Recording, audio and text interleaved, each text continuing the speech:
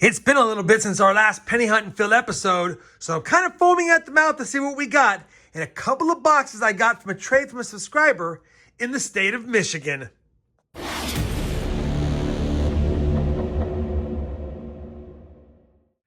Hey everyone, it's RobFindsTreasure. Welcome back to the channel. 2 boxes of pennies to hunt today. Man, it's been over 2 weeks since my last penny hunt and fill episode, and I'm kind of excited to get into these 2 boxes.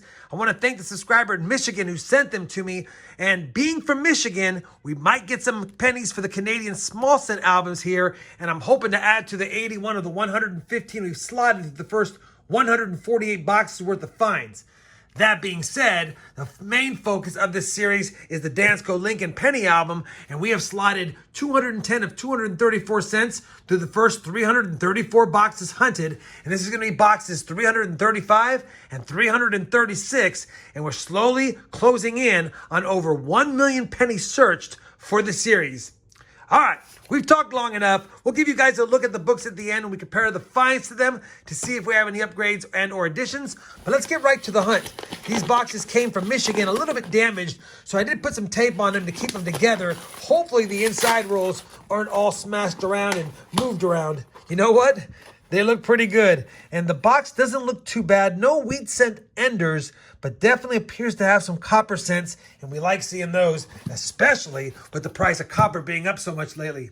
All right, you guys know the drill. As soon as I find in this first box, I'll be sure to bring you guys back on in.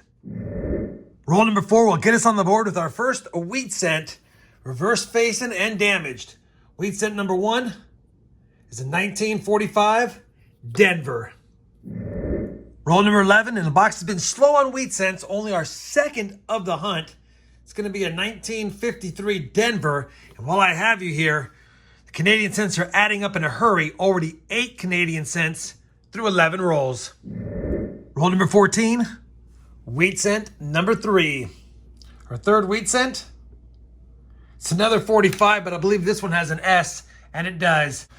1945, San Francisco for the board. 3 wheat cents, 14 rolls in.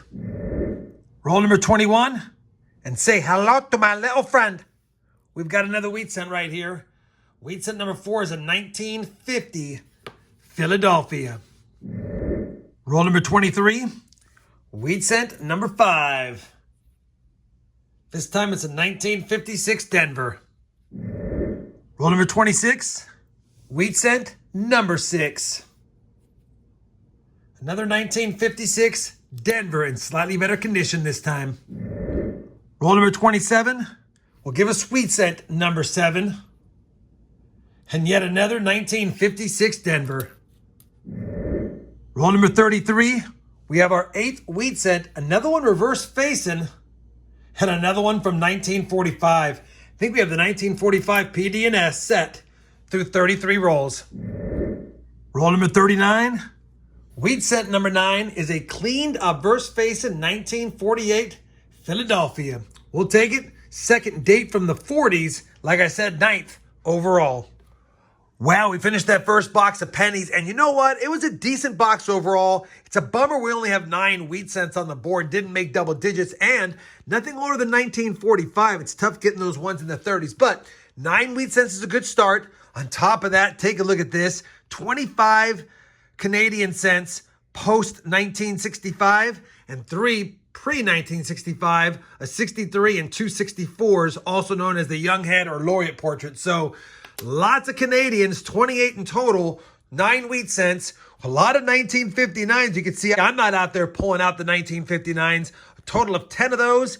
1 nice shiny copper cent, a 1960 Denver. None of the RPMs on that one. No 69S's. But speaking of copper, quite a bit in box 1. 3 pounds, 2 ounces already. So well on our way to 6 pounds in 2 boxes. And you guys know I like 5 pounds normally. So getting more than halfway there through box 1. We're off to a good start on that. Hopefully box number 2 will give us some wheat cents and some oldies. We're looking forward to finding some of those. Let's see. We pop open this top, how this box looks. Yep.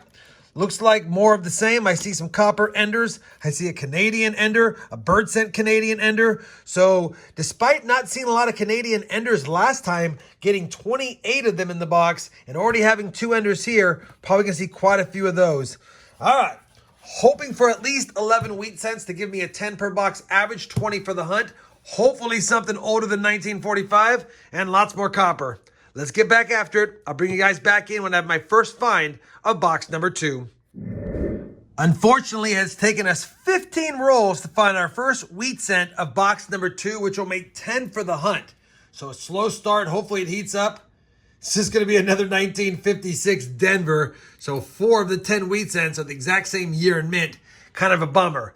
That being said, the Canadians are stacking up. And we're almost at 5 pounds of copper, I believe, here shortly. All right, back to the hunt. Hopefully the box heats up. Well, we're on roll number 77 of the 2-box hunt. And box 2, like I said in the last clip, has been dead. Finally have our second wheat cent. And I'm hoping, based on the damage and the wear on this, that it's an oldie. Let's see if it is. And it is. And I believe that is a 1915 Denver. Let's get it under the scope. Yeah, 1915 Denver. I don't know if I need a 15 Denver. I really don't know if I need one. I think I need a 15 and a 15S. I'll have to take a peek here in a second, but that's what I love about penny boxes. You can have a tough box like this. Only 2 finds as far as wheat cents are concerned. And we got one in the teens with a mint mark. Can't get mad at that. All right, maybe that means the second half of the box will heat up. Let's get after it and see if it does. You knew how to take a quick peek. We have a 15D. That's the tougher one. 22 million minted compared to 29 million minted for the 1915. Don't have one of those, and of course we need the 15S. And I don't think the one we found today is going to upgrade the one in the book. So not an addition, not an upgrader. Still a nice find. Just wanted to make sure I took a peek ahead of time. Now let's get back after it.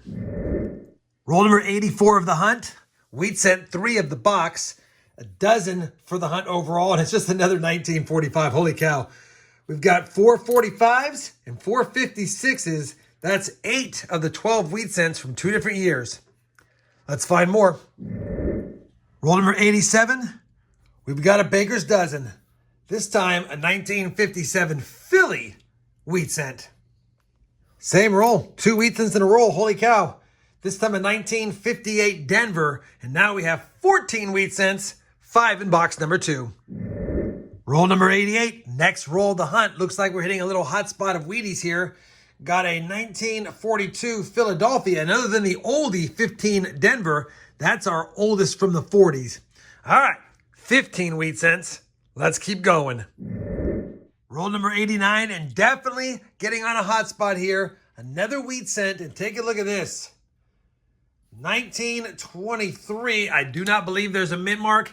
It's kind of a common date, but seeing them from the 20s in circulation is pretty tough to do. This is a 101-year-old coin that has been circulating, and it looks like it has been. 2 oldies. Can't get mad at that. Box is starting to heat up. Still 11 rolls left. Roll number 91. Wheat cent number 17. And that's going to be a 53 Denver. Roll number 92, and we've made it to 18 wheat cents. I would have not have believed it at the beginning of this box. That means it's the 9th one from box number 2. It's tied box number 1. Just a common 57 Denver. But we've got a real shot at getting the 11 I wanted and having 20 for the hunt.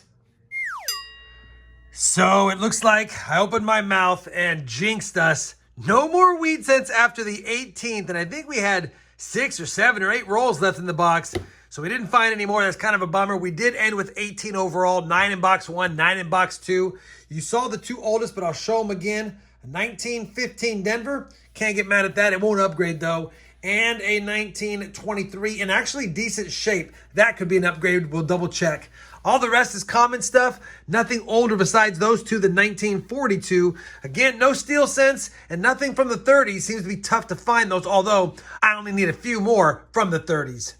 What we did get a lot of was Canadian cents and copper cents. We'll kick it off with the Canadians. A total of 60 of them. Holy smokes. Not a lot from 2002 and newer, but maybe there'll be one we can find in there that we could use or an upgrade. We did get 6 Laureate Portrait or Young Heads, 59, 263s, and 364s.